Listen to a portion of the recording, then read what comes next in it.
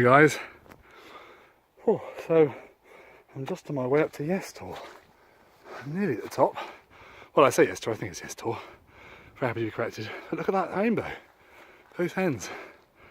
Oh, it's a lovely evening. I'm exhausted. That hill was quite tough. It's pretty much mostly uphill. Only 300 metres of elevation, so I clearly need to work on my fitness or work on my pack weight. I'm at 23 kilos today, so I'm done a bit better.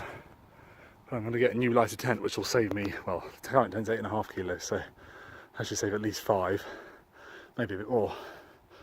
Oh, isn't that stunning? I really want to get to the top before the sun sets. I just hope I can. Oh, heaven. Right, I'll be back at the top. I don't know how far that is, not very far, but it's bloody steep. Guys, oh, so I made it. I've actually been here for about a quarter of an hour, but sadly I was in the middle of some fog and I missed the sunset.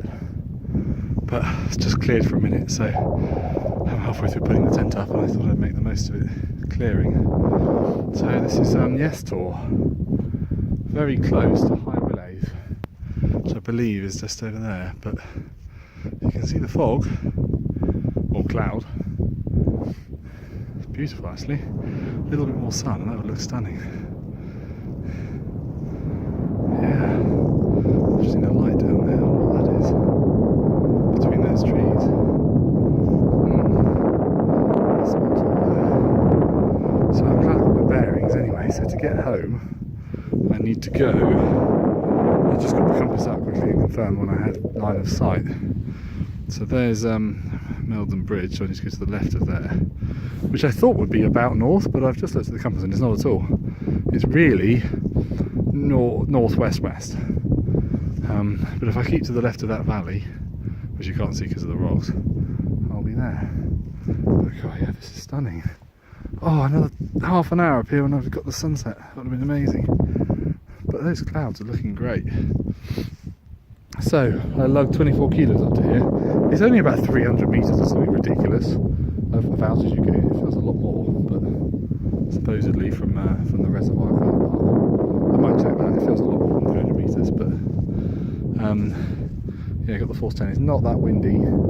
5 miles an hour, maybe 10 gusts. I'll get a little bit more from this direction. It's supposed to be from the north, so over there somewhere. But, which I suppose it does feel like it is really. So I might twist the pen around a little bit actually, so I'm facing the wind a bit more side nose on. The funny thing with the Force 10, in fact I'll show you that because it's really annoying, really annoying.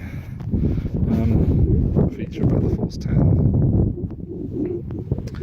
is that it's only got one cover, one inner fly sheet. There's a little bit of mesh and the rest of it is solid cotton. So it's kind of the worst of both worlds in many ways, or it feels like that at the moment, because the mesh lets air in, and you know, with being cotton it should breathe anyway, so you shouldn't really need any air. So the air lets a little bit of the mesh lets a little bit of air in, which then means that you've got if it's windy and or cold, the wind just blows right through if you're facing where the wind is, which is nice for the sunset. Or if it's really hot, you can't just look out and enjoy the view through the mesh. So I like the tent, but to be honest, it's mostly through nostalgia that makes me like it. It's really, really strong, but it's incredibly heavy. This isn't even the heavy version. The heavier version is pure cotton fly sheet. I don't think it's a lot heavier, but it's probably at least half a kilo. Yeah, I can take those down. I'll have to twist those around a bit. What was I going to show you? Oh, over here, that was it. So, yeah, look, you've got this tiny mesh which lets in a bit of air, but you can't zip it up. It'd be so much better for very little weight if you could have a pure cotton and then an inner mesh thing that you could tug that away. It just seems like the worst of both worlds to me, but there we go. But anyway, I'm glad I'm out of that fog, just because I wanted to enjoy the views a little bit before the sunset. You can see it going, it's hanging around over High Willows there, isn't it? Passed me in about 15 minutes, but it's been there for a bit longer. But anyway, I'm going to crack on And I'm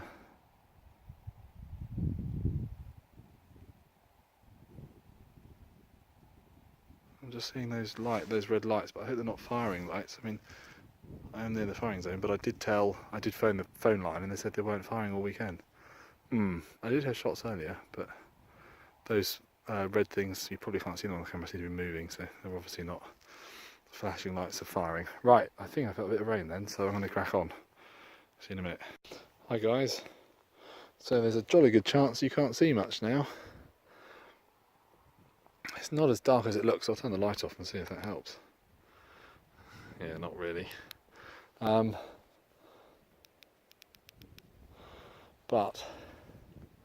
I've got the tent set up, as you can see. Looking pretty nice. Got some of my stuff organised in here. Certainly not finished. Need to get the inflatable properly sorted, and I sleep so much better with a couple of good pillows. So I've got my inflatable pillow, but I'm also going to put my down jacket in the sleeping bag stuff sack, because that's the biggest, and use that as an extra pillow. Right, food wise, quite a lot tonight. Not sure if I eat it. I've got 2 Wayfarer meals. I'll just show you those. I'll probably only have one. What have we got? Beans and burgers and spicy sausage. Oh, I don't know which one of those I'll have really. Probably both. I've got lots of hot chocolate, and I've got 3 mug shots. But I'm going to try the peri peri first of all. So I've got the old Trangia, the classic Trangia, on the go. Seems to take quite a long time that, but I quite like how long it takes really. Not in a rush. So yeah, there you go. Bit more fog coming in now. You probably can't really see it, but there are little wisps everywhere really. The rain stopped. It was a bit of a slight drizzle, but you can't see anything with that long, can you? There we go. But yeah, God, it gets dark so early, doesn't it still? I did notice that I had another 20 minutes or so than I was expecting as a result of the clock, time changing slightly every day, but when are the clocks changing? Is it April? It's always too early. I never look forward to it, but there we go. Right. Well, I'm going to wolf down some noodles and then get some proper food on. Okay, bye for now. Hi guys. Morning. It's 8:15. And I'm at Yes Tor. Oh, there's some walkers down there. I've just seen them. Oh, God, beautiful morning. Quite a few sheeps around. It's high relays. 2 metres higher than this apparently. So I've read. Oh, that's beautiful. Got all this cloud low down. Just stunning.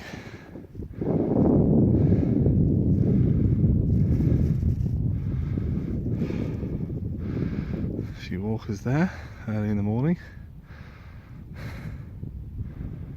Oh, isn't that amazing? Not a bad sunrise considering it's supposed to be foggy all day. But I guess so high up, above the fog. Beautiful. Slept quite well actually. Woke up a few times, but back to sleep pretty quickly, so that was great. God, I love that valley. I'll spend some more time in that valley. Maybe that Tor there as well. Have to look up what this is. Yeah, slept pretty well. I've got most of my stuff out of my tent now. But yeah, it's still fairly cold. I mean, it can't be much above freezing, I'd say. It could be sort of 3 or 4 degrees, I guess. It's a bit of a wind chill now, but it was really sheltered down there, which surprised me. Is the wind was supposed to be coming from the north, but I must have been sheltered somehow.